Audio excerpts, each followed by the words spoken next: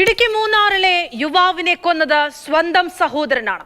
മദ്യപിച്ചെത്തിയ സൂര്യയുമായുണ്ടായ വഴക്ക് അരുംകൊലയിലെത്തി. സഹോദരൻ വിഘ്നേഷ് പോലീസ് പിടിയിലാണ്.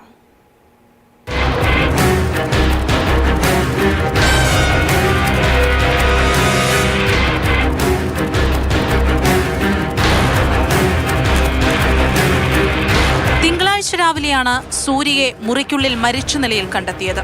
സൂര്യ തൂങ്ങി മരിച്ചുവെന്നാണ് ബന്ധുക്കൾ എല്ലാവരെയും വിശ്വസിപ്പിക്കാൻ ശ്രമിച്ചത്.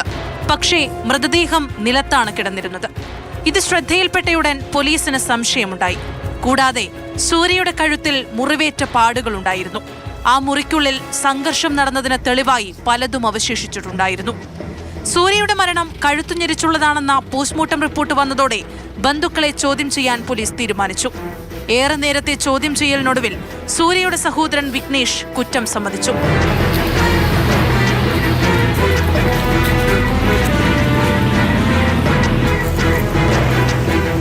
സൂര്യ മദ്യപിച്ച് വീട്ടിൽ സ്ഥിരം വഴക്കുണ്ടാക്കാറുണ്ടായിരുന്നു. കൊലപാതകം നടന്ന ദിവസവും ഇതുതന്നെ ആവർത്തിച്ചു. അങ്ങനെ തുടങ്ങിയ വഴക്ക് അരുംകൊലയിൽ കലാശിക്കുകയായിരുന്നു. തോർത്തുകൊണ്ട് കഴുത്തുഞെരിച്ചാണ് കൊലപാതകം നടത്തിയതെന്ന് പ്രതി സമ്മതിച്ചു.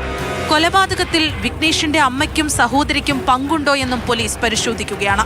ഇരുവരെയും പോലീസ് ചോദ്യം ചെയ്തു.